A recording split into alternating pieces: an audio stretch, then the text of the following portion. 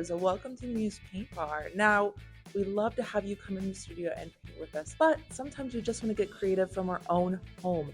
And these kits right here are the way to do it. Now, if you've got your kit and wonder how to use it, right, I'm going to show you the ins and outs of our kits and basically how to get started. Now, inside of your kits, you should all have a pack of 3 brushes. You should have a palette to put all your paints in. You should have a pack of 5 different colors of acrylic paint, and of course, a canvas. This is going to be a size 8x10 canvas. Now you're going to have 2 flat brushes like these. One's a little bit bigger and one's a little bit smaller. These are great for filling in your backgrounds or doing fun textures and blending. And you're also going to have 1 small pointy brush for all your fine detail work. Consider this your pencil, right? This will do all the drawing. Now, some people may wonder how to hold a paintbrush the right way. A lot of people like to hold it all the way back here like a magic wand. And it's not a wrong answer, but you're not going to have very precise brush strokes this way. If you want to have more precision, slide your hand upwards to the metal section of your paintbrush. This is called the ferrule. Like Will Ferrell, the actor, spelled differently, sounds the same. Now, when it comes to a flat brush like this, there are 2 sides to the brush. So when you load it up with paint, you want to sweep both sides and use both sides while you paint. Now, because this does have an edge like this, you just hold it straight and use just the tippy edge, you can get actually really thin lines. This is called the blade of the brush. If you use the fan of the brush, you get nice thick lines, and blade gives you nice thin lines. Now, a really big difference and really important whenever you use a small pointy brush, your pencil brush, when you get some paint on this brush, you want to twirl it, kind of like you're getting some spaghetti on a fork. You twirl the brush through the paint, right? In the paint to out of the paint.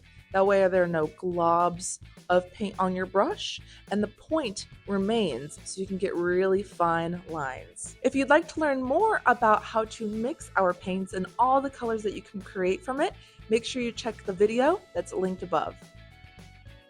Now let's talk about the canvas real quick. A lot of people think that you need to put a layer of water, a layer of white on top first, but this is an already primed canvas, so it's ready for painting. We're going to put the color on straight away. Now, very important, your kit does not come with a couple of essentials that painting requires. 1, you might want to cover up your clothes. I'm wearing an apron here, so feel free to grab an apron or wear something you don't mind getting paint on. And then you want to make sure you grab some paper towels. This is going to be great for when you wash off your brushes. You want them to dry off a little bit. That way we don't have paint running across our canvas. I also recommend grabbing some place to mix up extra colors if you need. So say your palette, it only has 6 spaces, but if you want to mix up more than 6 colors, maybe you might want to grab a paper plate or a cardboard box or something where you would mix extra colors in. And with that, let's get painting. Now, this is probably what your station would look like when you get it all set up. If you're working on an easel, it might look a little bit different. And if you're working flat on a tabletop like me and you don't want to get paint on your table like this one, make sure you put something underneath of your canvas as we do paint off the edges. Now, something that I forgot to mention was that you will also need to get something for some water. We have water cans here in our studio, but maybe you get a cup, a bowl, something that you may have that you're okay getting a little bit of paint on. Now, I love to use my palette to put out all of my base colors on. So I'm going to be working with all of the colors today. Let's go ahead and put those on real quick.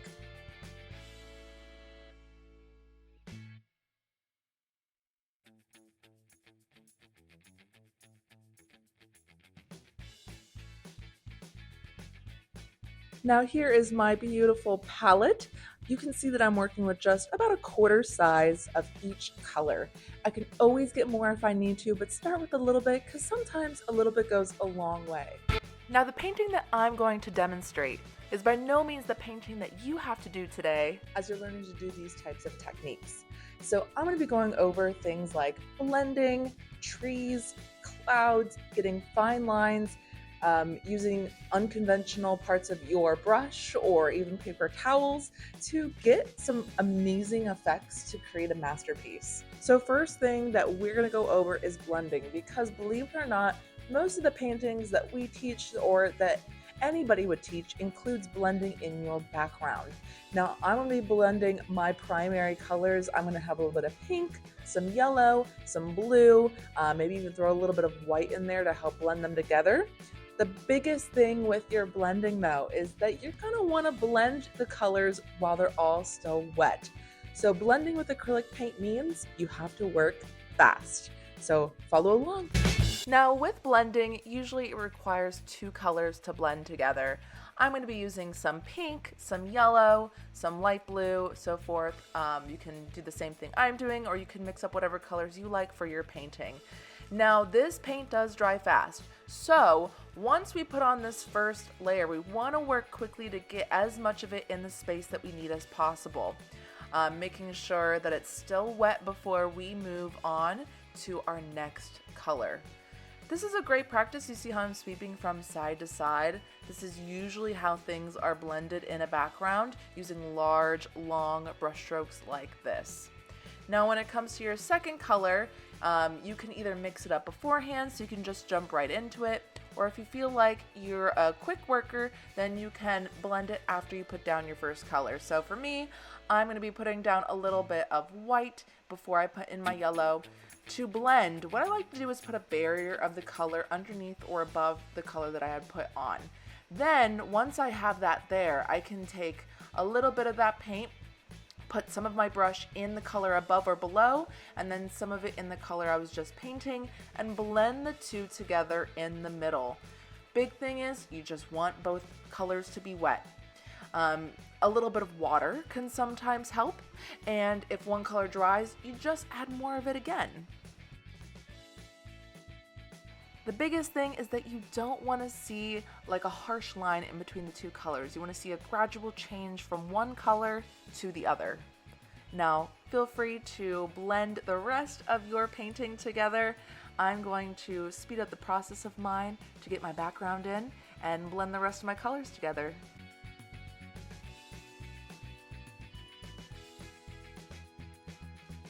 Now something else that you can do with blending is blending right on top of the paint that you put down. So for example, I put down a little bit of white and then I wanted to throw a little bit of the pink on top of it and blend it in so I get an even lighter pink. That's something I'm also going to be doing down in the blue section of my water, where I throw in the blue and then maybe a little bit of white and yellow to mimic my sky.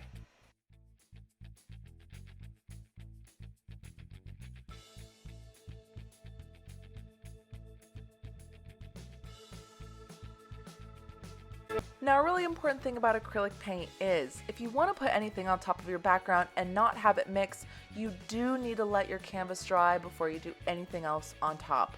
Now, next we're going to be talking about clouds. Clouds, I recommend either using your big square flat brush or you can use your smaller flat brush.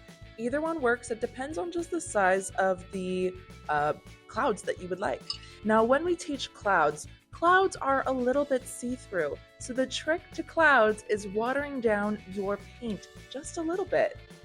Now I'm going to be working with some white clouds, so I'm going to take a little bit of white paint, add some water to it, like 3 or 4 drops of water. I want it to be like a melted ice cream type of consistency. Once you get it to the consistency that you like, you want to work with a little bit at a time. So you'll end up dabbing your paintbrush off on your paper towel a couple times and then painting.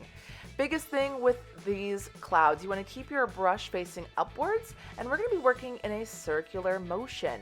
Now we're going to start with the top edge of our cloud and create a whole bunch of hills. You can see some hills are larger, some are smaller, and as you get towards the ends of your clouds, you want to just sort of sweep and flick your brush at the end so it's very, very thin. Then you can kind of go back, fill in your cloud, make some areas more opaque than others, and kind of make the bottom a little bit fluffier looking. A little bit flatter than the top though. That's the basic shape for how to do clouds. Now you can feel free to add as many or as few clouds in your painting as you like.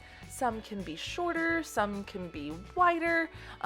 It's really up to you. No clouds are ever the same, so try and differentiate the shapes that you have. Now, some clouds just aren't super fluffy. Some are really, really thin. So what you could do is actually use a flat brush and use the blade of your brush to get really, really thin lines. You can just wisp it across your canvas like I'm doing with these light pink clouds. Now, the next thing I'm going to be teaching you about are trees. First thing we want to figure out are where our trees are sitting. So we have some water down here. I'm going to be adding a little island right down on top of my water. I'm using my medium flat brush, and I'm going to use that tip edge to just draw a little line where I want my land to kind of sit on the water. Now I might make it into a nice little island here. This small round pointy brush is also great for creating these lines. Now the land's not the most important part here. I'm sure we can all draw a little hill. We're going to be learning how to paint trees. So with trees, the biggest thing that we want to know, what type of tree is it? These trees are more like evergreen trees. So they have a line that goes down the middle, and their leaves kind of spread out, really thin at the top and really thick at the bottom, almost like a triangle shape. So I recommend starting with a small pointy brush, and you're gonna just draw the line that is the center of your tree. Now, not every tree is the exact same. So some are going to be really, really tall, some are going to be really, really short, some are going to be thick, some are going to be thin. And that's where you get to have fun and just play with it. Now, when it comes to your leaves, you can do this with any of these brushes that you have.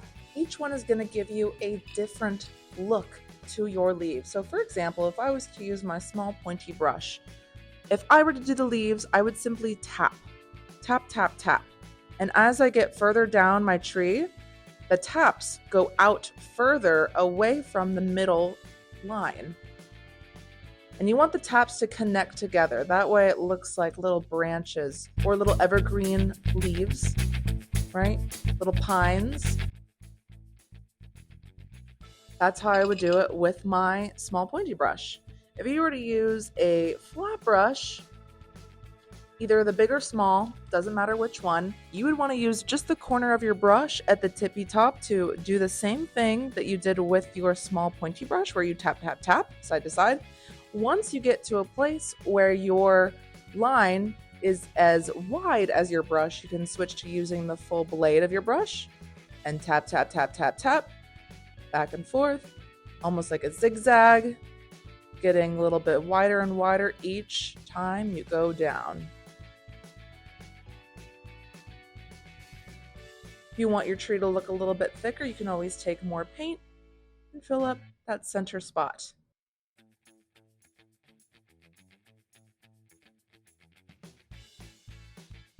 Now this painting includes some shadows in my water. If you want yours to have these shadow lines as well, just remember that reflections in waters or shadows, they're distorted parts of the image that they are reflecting. So they don't need to be absolutely perfect.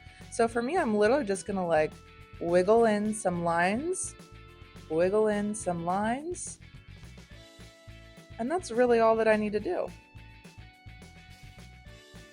You could do this really with any brush that you have. If you use a small pointy brush, and you just hold it like a pencil and work it.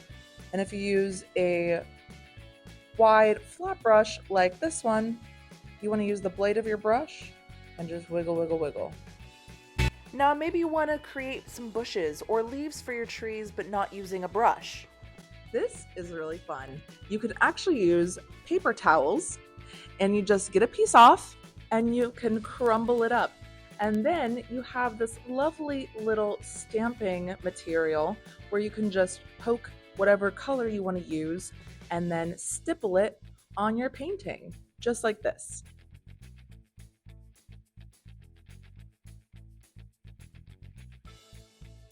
And now we have this lovely texture here that you just can't get with a paintbrush. Another fun technique, people love to use this for their stars or snow or little lights, but you can also use it in greenery if you want to give it a little bit of extra touches like flowers or little buds that are on the greenery. So, for example, I would take my pointy brush or any brush really and not use the brush but use the handle, right? So, the part that you don't think about painting with makes the perfect circle. So, for example, if I wanted to use like a little bit of yellow and stipple in some parts in my greenery that maybe looked like little flowers, you just poke your paint and you poke your painting.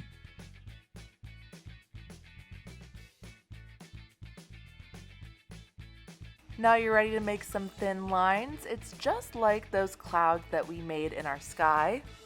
It's simply taking your flat brush and using the tip edge or that blade.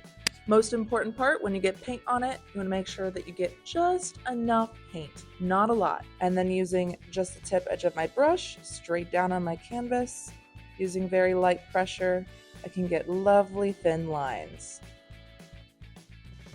This is great for, like we did the clouds in our sky, it's great for ripples in the water. It's great for many things. A lot of things include straight lines, so it's good to have the knowledge on how to make them. As I'm finishing off my painting here with a couple of more items, I hope you're creating something that you absolutely love, and I hope that these techniques helped you to create something beautiful.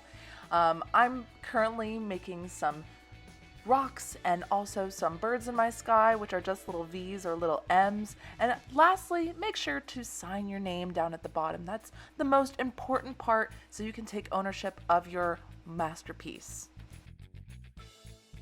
and with the help of this kit, I was able to create this beautiful masterpiece. You can make so many different paintings, and not only just on canvases, but you can use these materials for any other art projects that you may have. But you can make so many different things, and I'm sure whatever you make is going to turn out amazing.